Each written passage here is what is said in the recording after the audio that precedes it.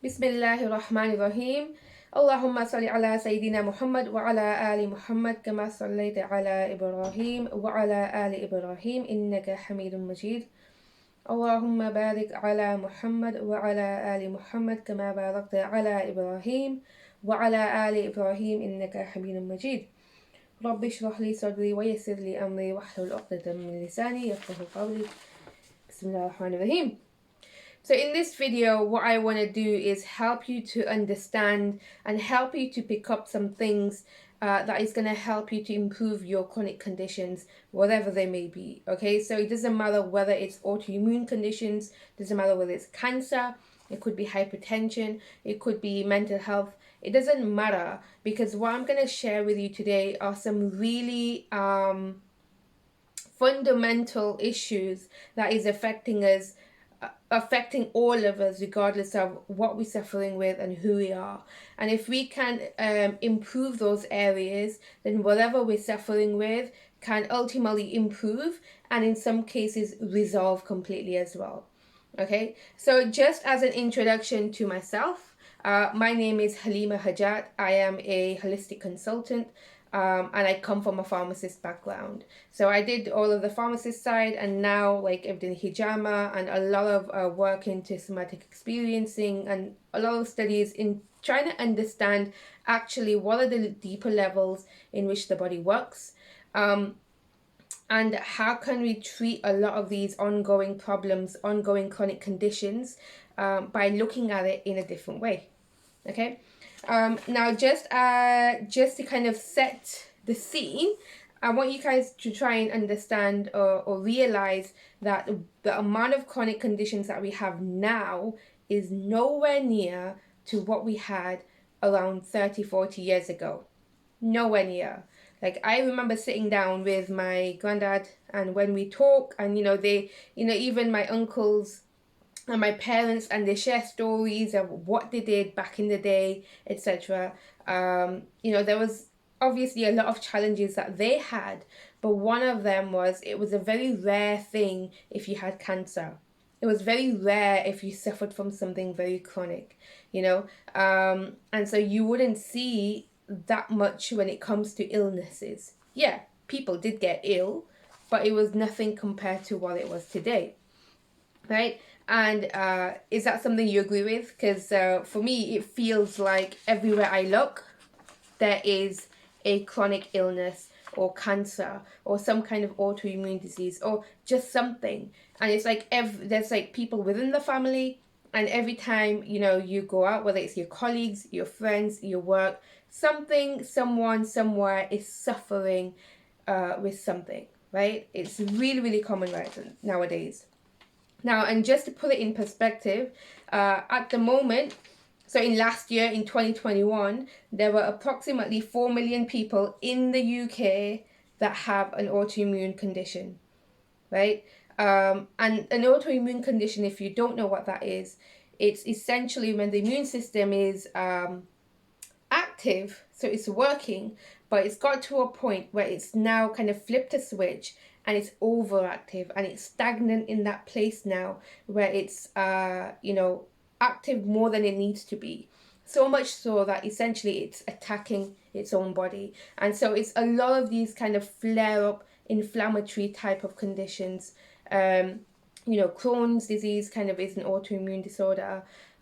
You've got type 1 diabetes, you've got MS, multiple sclerosis, and so there's lots of conditions that come under this, and a lot of the times they are quite painful. Okay, and those kind of conditions, remember that umbrella term autoimmune, it covers so many. That's 4 million people just last year in the UK, and it's rising by 9 to 10% every single year. So there's this constant rise that's happening, and they're already predicting, for years to come, what the numbers are going to be like, which shows that the amount that is happening is just increasing year on year. Okay, cancer cases, there have been around 375,000 new cancer cases just in the UK every year, right? And that's around 1,000 new cases every single day. And this was done in a study around like 2018 time. So I'm assuming if they did that again, it'd probably be a lot more, right? And it's same with mental health. Like we all know mental health is a big thing right now.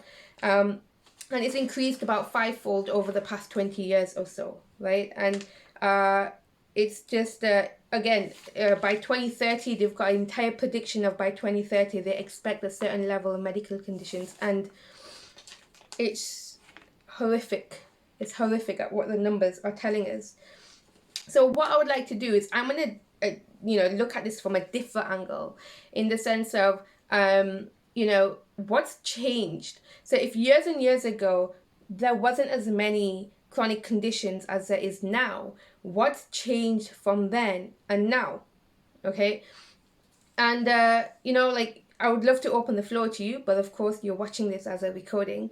But here's some of the key areas that I found, right?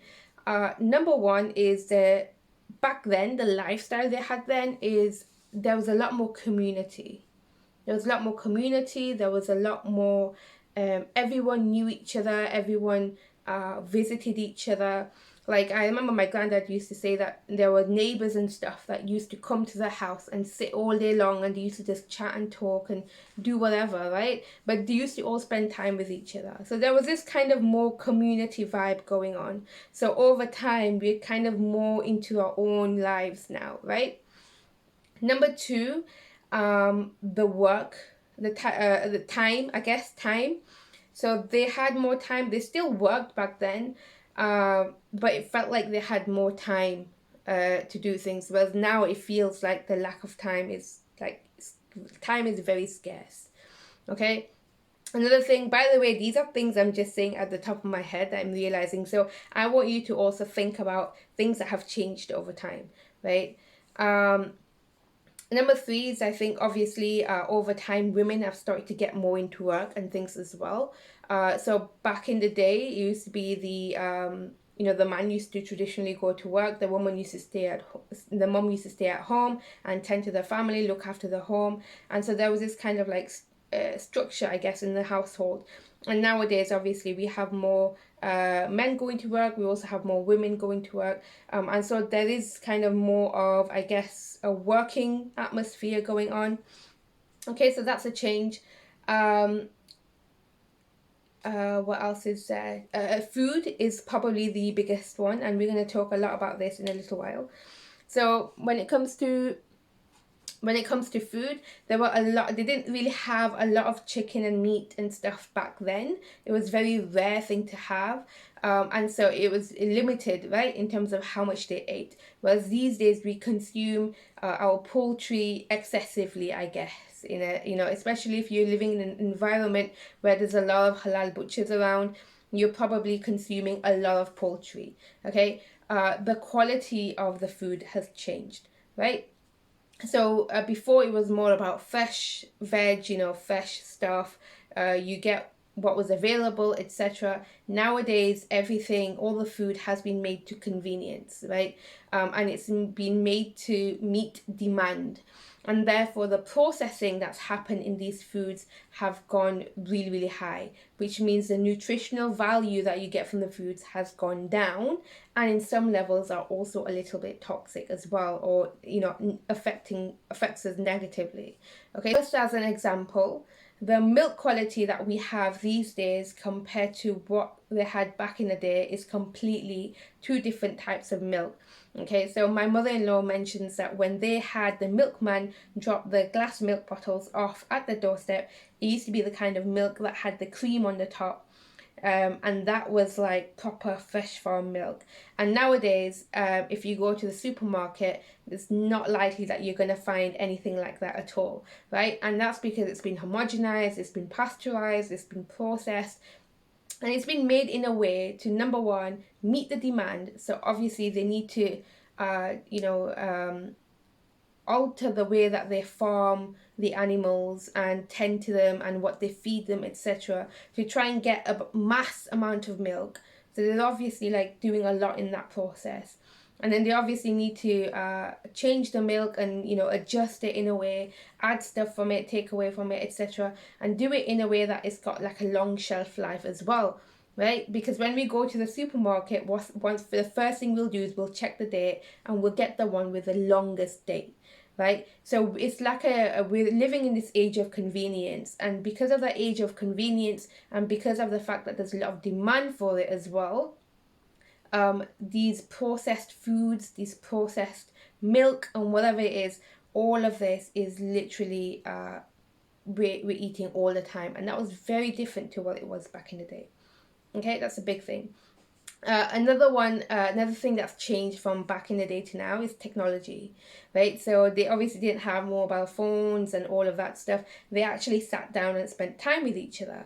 And there's a lot of wisdom in that, in the sense that just having human interaction, you know, it releases a lot of chemical hormones in our brains into the, you know, to our bodies, and it makes us feel good. It makes us feel part of something. It's a very fulfilling, nourishing feeling, right? And so there's that as well, which we lack of today, right? We're so busy in our own little bubbles, we don't really have a lot of that in our life. Okay, so those are some of the things that have changed. Now, if I said to you that, oh well, all of these things are the reasons why we're getting chronic illness, some apply and some don't, right? And the truth is that there's a lot of things that contribute or are causes to you getting chronic illness, right?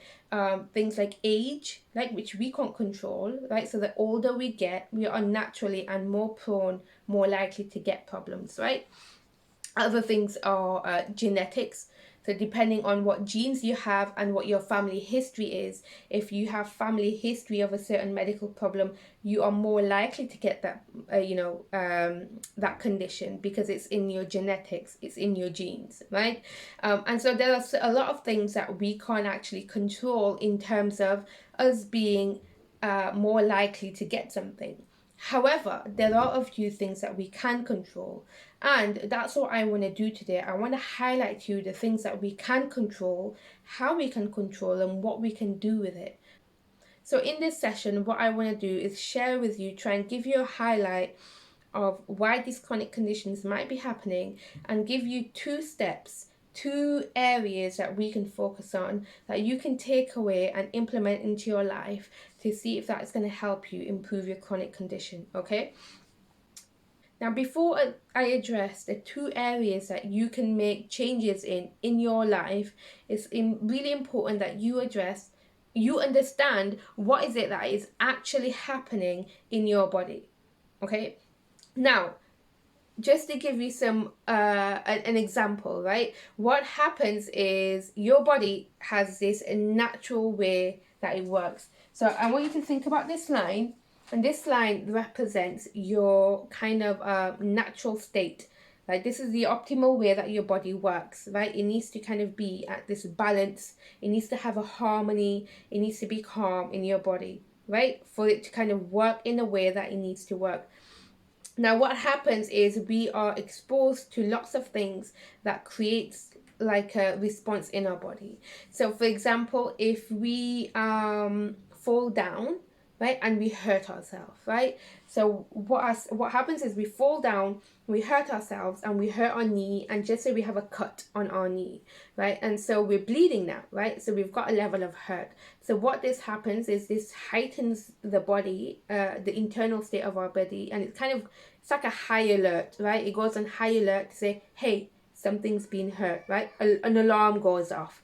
So we get this spike in our body where the hurt has happened, right? And the body is kind of reacting to this. So it's kind of gone on, it's heightened now. It's gone on alert state. So its job is to kind of go on high alert, figure out what's going on, treat it, and bring it back down to the calm level. So the objective is it wants to come back down to this line, right? And so I've fallen down, I've hurt myself, and now my body is gone in a heightened state. So how does my body then come down? What it does, it looks at what's happening at the area. So it says, okay, I can see this cut, you're bleeding, etc. And what it'll do is it'll start healing it up and scabbing it up together. okay, and so heal, right? And once it's healed, you come back down to the state of neutral again. Okay, and that's how our body works. We have this kind of feedback system in our body naturally, that when something comes up, it figures out what it is and it tries to bring it down. It's how our temperature is controlled. So for example, if we're too cold, right, if we're really cold, what happens to our body? We start shivering, and we shiver because that's our body's way to kind of get us to move, to generate heat and bring that down. So the cold essentially is this heightened system, and then it gets us to shiver to kind of create heat and try and bring us back down to normal. Okay, so that's called homeostasis. It's the way our body controls and regulates temperature. But this applies to almost everything. So the example of when you fall down and you get hurt, etc. It also applies to when, for example, you eat sugar. So when you eat sugar and the sugar enters the bloodstream, right? Now our body's in a heightened system because it recognizes that our blood sugar level has gone really high, right? And if it gets high, and if it gets too high, then it becomes dangerous. So its job is to come back right down to its line of neutral. Okay, and so how does it do that? So at this heightened state, your body then releases insulin, and that insulin brings the blood sugar level down, and so your body then kind of the heightened system comes back down, and now your body is neutral again. Okay, so that is kind of what happens normally when your body is working, right? It doesn't matter what it is. Your body is in this phase where it's promoting living. It tries to find the best way to counter whatever it is that it's exposed to, so that it can continue on the best way and live and survive. It will do what it needs to survive. Okay? So what happens in these conditions is you have these heightened states. Now, this happens especially in things like autoimmune conditions, right? So you have this heightened state in your body, but what's happened is there are two things that can happen.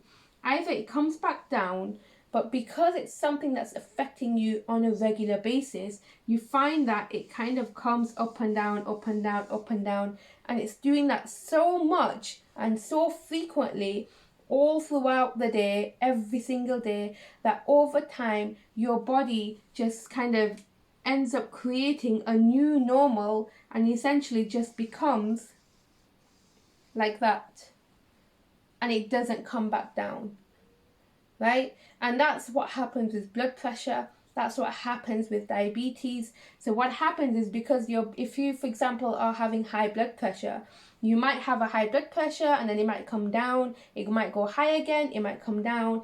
But then over time, because there's been so much that your body has been exposed to that has made the blood pressure go high, over time, essentially your blood pressure just stays high, and now you've been diagnosed with hypertension, and now you need to start taking medication. Okay, same thing that happens when you have high blood sugars, right? So you might have a high blood sugar and it might come down and it might go up again, it might go down, and so your body's fine. But because it's been exposed to so much sugar so frequently, it now is like a little bit confused, and now it's kind of just become a new normal. And now it's just high, and it's just stuck high because it's that used to having that high level of sugar in your body that now it's just stuck on a high level.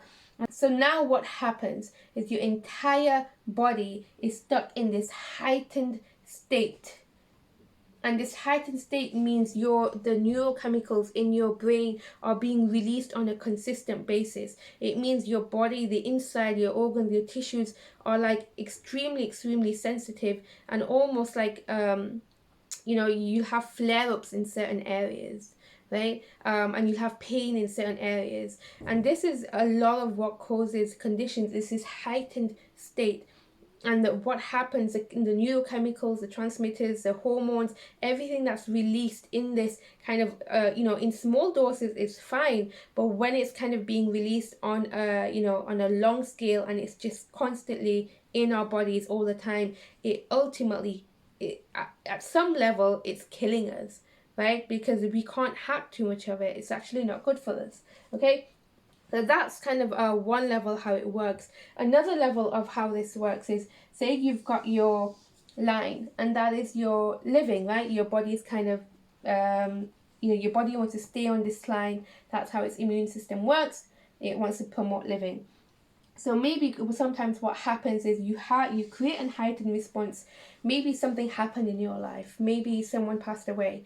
Maybe you went through abuse. Maybe there was. It doesn't have to even be a traumatic experience. It could just be a minor experience, but it's still at the back of your mind. It's still something that affects you to today, right?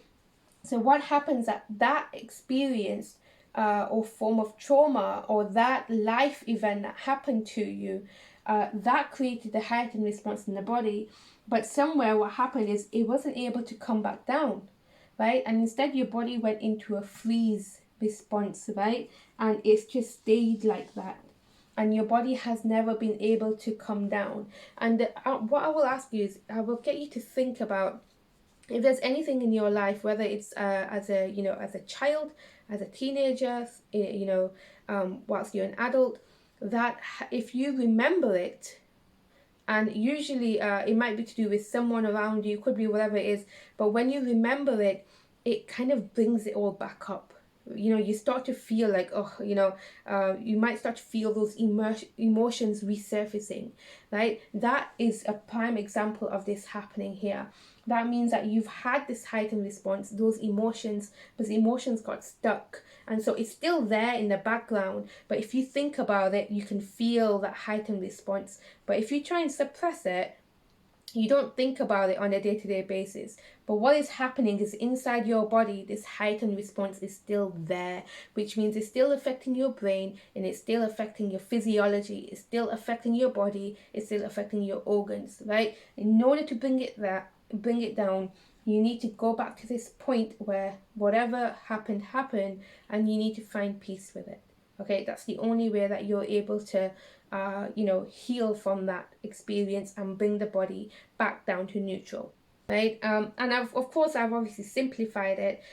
So our bodies are like a holistic system, right? If you're feeling something physical, it doesn't mean that the solution is always physical, right? We have a mind, a brain, we have a heart, we have a body, right? We start to think about, okay, what kind of things actually affect these heightened states to happen in the body, and what kind of things make it stick, right? Because ultimately these are things that are contributing to what you're suffering with. And so there are two areas that we need to cover. Number one is toxins. Now toxins, you might be thinking, what is a toxin? Toxin, usually you think about it as a chemical or a poison or something like that.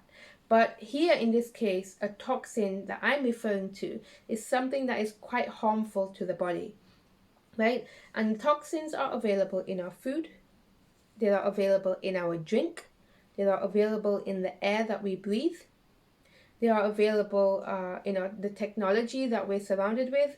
They are literally all around us, right?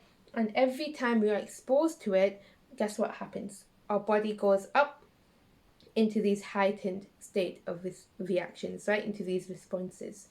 And so examples of toxins in our food are the amount of additives and preservatives in the food that we find packaged in our shelves. Toxins can be the pesticides and the things that have been added to plants and soil to make it grow certain fruits, and so we might be absorbing toxins through our fruits. It could be the toxins found in our milk, because the farming methods these days is atrocious, and the toxins are seeping through in our milk, which we are ingesting. Okay, it could be in the form of gluten. So breads, generally, if you find a lot of people will eat bread and they'll find that their symptoms will flare up, and that is a lot of the reasons because of the processed ingredients, the processed oils that are used in it, also the gluten in there, which may not be digestible. So gluten is a natural thing and it's fine, but what happens is if it's it needs to take time for it to become digestible, right? So when you're kind of preparing the dough and you're making it, etc., the gluten takes time for it to become digestible. Now, if that process, nowadays, all the process for making bread and things like that is a very scaled up, fast process, in factories and things like that. And so a lot of the processes have been shortcutted. A lot of the processes have been fast tracked. And so these glutens, like the gluten, isn't given enough time for it to become digestible in our body. So when we eat it, we end up getting inflamed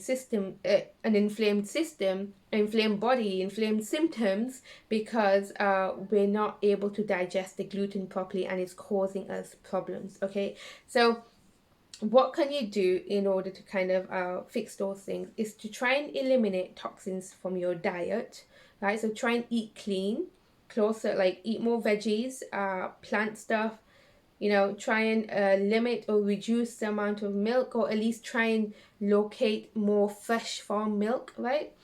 Try and go for the natural sources. Where you can, homemade, use better oils, etc. I'll try and leave a resource down below where you can go ahead and see these little quick fixes that you can do to kind of eliminate toxins from your diet, right? Also the radiation that we emit from technology and stuff, right? This is all in our homes. And so we need to kind of purify the air in our homes that we're living in ultimately, okay? And we have control over that. We might not have control of what goes on outside of the home, but we do have control of what goes on inside of the home. So we need to be kind of trying to purify our homes and the air in our homes, especially if we have a lot of technology, okay? And that you can use things like incense, so like loban, which is in the sunnah. You can use things like salt, Himalayan salt lamps and rocks and things like that have gone through really like a lot of pressure and stuff. So they have this capacity to absorb radiation from the air without it affecting anything, right? So they can kind of neutralize it and stabilize it. So Himalayan salt lamp is the one that I have at home, which we've not actually used for a while, but that grates, and you can actually even smell the air. It does smell a little bit like the sea air. When you go on the beach and you smell sea air, that's essentially what you want. You want to kind of have clean air around you, right? So go for more nature walks on the beach as well. Yeah, like there are kind of loads of things out there now. If you research into EMF blockers, they are essentially like these kind of radiation blockers that you can put out, and just kind of, it just absorbs it all and it can neutralize it, so you're not taking it in essentially. You want to obviously neutralize yourself. So if you're in a heightened state already, you can ground yourself. Okay, so you can put your feet on earth, like soil or sand, and it feels really good, right? When you put your feet on sand, you can feel that calmness. It feels wonderful. And that is what we're doing. What we're doing is sand and soil, like natural earth, has a natural tendency to be able to absorb things and be able to neutralize them. And so if we have these heightened this heightened state, we have a lot of like ionized particles in our body that's floating around, and this essentially can flow out into the earth, and it can be neutralized in the earth, right? And it brings you calmer, it brings you down, it makes you feel a little bit more grounded and calmer, happier, content, at peace. And so this is a good way to try and bring that down. So have a look below at like a few changes that you can make in order to reduce obviously the toxins that are surrounding us, right? A big one I've not mentioned is sugar. Sugar is processed, it's white, it's like gone through so much processing, and we have it in everything that we eat, even if in the hidden things, even in bread, you'll find it in bread. You'll see kind of, if you look at ingredients, you'll find glucose or fructose or sucrose. Anything with the O's at the end is kind of a form of sugar, right? And so all of these things have gone through so much processing, and sugar is literally one of the biggest problems in our society today, right? So have a look below. I'll share a resource that you can do for quick fixes, okay? Now, and the second thing kind of focuses more on this angle here. So when you go through an experience in life and you get like a freeze response, and that freeze response means that your body hasn't been able to come down and it stayed in this heightened state for a long time. And so what happens is you might have initially felt a symptom, right? So you might just have felt, a pain in here, in your wrist, but over time that pain has spread, and now different areas are inflamed, and now like at some point in your life you've kind of it's gone really bad, right? So pain always starts from somewhere, right? And then you might be kind of diagnosed down the line with some kind of autoimmune condition. And so this is something that you can really look at. Experiences in your life affect your symptoms directly. So there's quite a few studies that have been looking at the social influences of emotions and how they affect your body, right? So I'll give you an example. When you're feeling nervous, you often get butterflies in your stomach, right? That's like something that happens to all of us. When you feel stressed or tensed out, you might feel it like in your shoulders, near your neck. You might kind of feel that tension build up, okay? Another example is when you are really scared.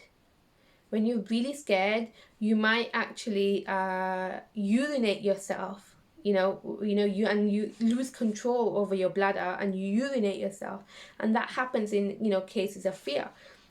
So there is this connection where the things that we are feeling can cause symptoms in our body, right? So if this is a symptom in our body, that's the symptoms in our body, right? So that might be urinating yourself, that might be the pain or whatever it is. So ultimately we have things that we feel that affect that. So when I said that when I'm nervous, I get butterflies in my stomach. So this feeling is the nervousness. That's the nervousness, and that is affecting my body there, okay? So feelings, the things that you feel have a direct relationship to the symptoms that you experience in your body, okay? Just understand that for a second. Now, things that we feel isn't just something that comes on its own. So if I'm feeling nervous, I won't feel nervous for no reason. I'm going to feel nervous because of an experience. I'm going to feel nervous because something is making me nervous. For example, say I have a driving test, okay? So I might feel nervous because of the driving test that I'm about to take, or because I'm about to sit an exam, or I'm about to do something, stand up in front of loads of people and talk to them, and it's making me nervous, and that's what gives me butterflies, okay? If you are scared and you urinate yourself, you're not just scared on a regular basis, you're scared because something has made you scared, right? You are scared because maybe you're watching a really scary film, right? It doesn't matter what it might be, but something has made you scared, which then has got you to urinate yourself, okay? So the emotions and the feelings don't come on their own.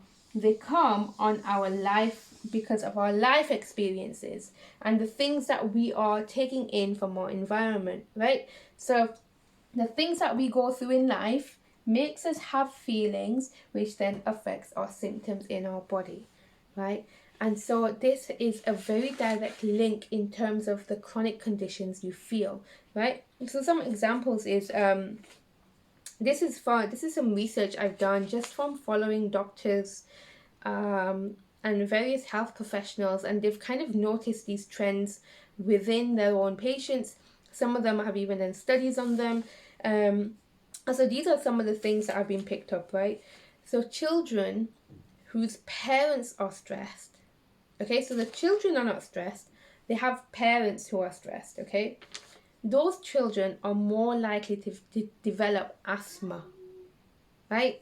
And so what that means is this is a children's life experience, and they kind of they can see their mom and dad being stressed, or they could probably feel it. The parents sometimes don't like to show what's going on with their children, but children will pick it up anyway, right? They know, they can feel it, they can sense it, right? And so that makes them feel a certain way, and it affects them in their body, right?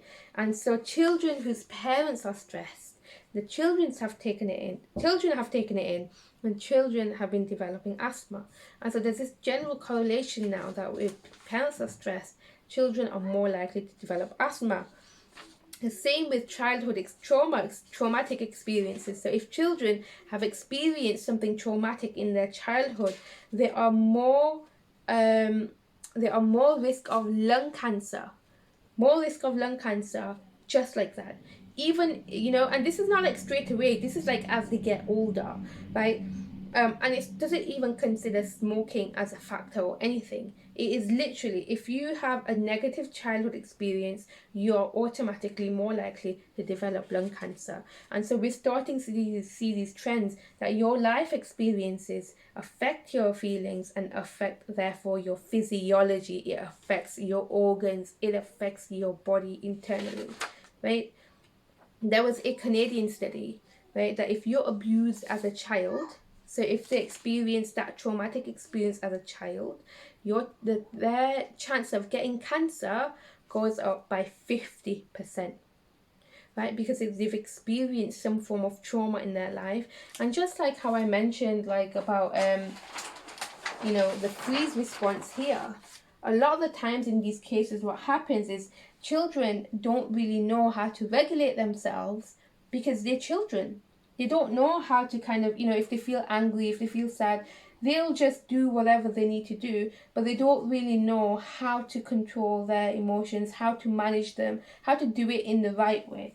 And so what happens is, if they're going through these negative experiences, what happens is those traumas can cause a freeze response, right? And that freeze response means their body stays in a heightened state. And so imagine if you're a child and you've gone through something, and it doesn't have to be massively traumatic, it might just be traumatic for you, right? But it's affected you, right? And it got stuck in your body, and now your body's been in a heightened state for years and years and years. And now you're an adult and you're developing symptoms, and you're developing pain, and you're developing signs of cancer or autoimmune disease, etc., right? There is a chance that there is something there that could be contributing to it, right? Because autoimmune cancer, these kind of conditions are where your body's gone in overdrive mode, right? It's where good cells have gone bad. It's when your immune system naturally is fine, but now it's kind of flipped a switch, and it's attacking yourself, right? It's attacking your body. So something would have been really radical in your body for that to happen. These heightened states are radical states. They are radical states. They are killing you, literally, right? And so, this essentially a lot of the time is what happens is, in these studies where they've shown that the experiences they've had as a child, it still affects them so much that when they get to being an adult, they are starting to present symptoms, right? And that doesn't mean you're thinking about it on a day-to-day basis. A lot of the times we don't think about anything, we just get on with it. But if you kind of, think back to when those happens, and you kind of feel those feelings coming up, that means it's still affecting you, and you do have some level of this, in your body, right? And so even if you think back to events in your life and you get emotional over it, right, there's a level of this in your body, right, that needs to come down. You need to find peace with whatever's gone on with your life. And when you can find peace, you can bring that down, okay? Obviously, there are things that you can do here. So number one is breathing. If you are just sat, you need to be present and just breathe, right? So close your eyes. Don't do anything. Get rid of all distractions, and then take nice deep breath in through your nose for a few seconds. Nice and slowly, very deep, and then out, and do it slow as you can. So it's in through your nose and out through your mouth. And you want to breathe properly. So when you're breathing in, you need to breathe into your stomach. So when you breathe in, your stomach should go out. And when you breathe out, your stomach should go in. And that is the correct way of breathing. And it will take time, it will take practice for you to get used to that if you're not used to it at all. But once you get doing it, and once you're a little bit used to it, your body will start to, get used to it as well. Okay, but breathing the right way means we're giving the oxygen to how it needs to be, and we're just being present. Becoming present with ourselves allows our bodies to regulate, allows our minds and everything to come to a state of peace. It gives our body the boost that it needs to actually bring levels down. Okay, and that's what you need to do. Number two is ground yourselves. So make sure you go for that walk on the beach, right? Go put your feet on the earth, on soil, and just allow your body to, expel all of that heightened, ionized stuff that's floating around in your body. Go into the earth so it can neutralize and just get rid of it all and just get to a calm, a state of peace. Creating khushu in your salah will help with this as well. It brings your heightened systems down, right? Reading Quran will do that as well. This is why there's shifa in reading the Quran, right? And praying, because praying, what it does, it moves the heart, and when it moves the heart, you can bring these heightened systems down, right? So just to summarize, it's kind of understanding that our body has this natural mechanism that if something affects us, it tries to bring us back in a way that it's going to promote survival, it's going to promote living, and that's what it does, right? So, but what's happened is through consuming toxins in our diet, toxins in our environment, within this constant a heightened immune system, right? And that is causing long-term problems, long-term chronic conditions, autoimmune disorders, all sorts. And the second thing is emotions and how they affect our body. And there are chances that there are things happening to us on a day-to-day basis that is affecting us, number one. And number two, there are things in our past that we haven't been able to come to peace with that are still affecting us, right? In order to bring those down is you need to go through that processing. That is something you need to get in contact with me for. I can help you to identify if there's anything in your past that is contributing to your chronic disease, and we can help, inshallah, get to a place of peace, right? And bring those levels down. And actually, noticeably, with people that I have worked with and done this work with, their symptoms have massively improved just like that, because their body was in a heightened system because of everything that they went through, right? So once when you get to a peace, when you find peace in your heart and in your mind through the stuff that you've gone through, your body kind of finds peace as well, right? And that's how that works. So there's a lot of stuff to take away on this. But if you want to, get in contact with me, kind of have a conversation about the chronic condition you're suffering with and whether my work is going to help you to improve that, please go ahead and just reach out to me. You can email me at hello@halimahajat.com, or you can just send me a WhatsApp at 07533 078916. Jazakallah, and thank you for watching.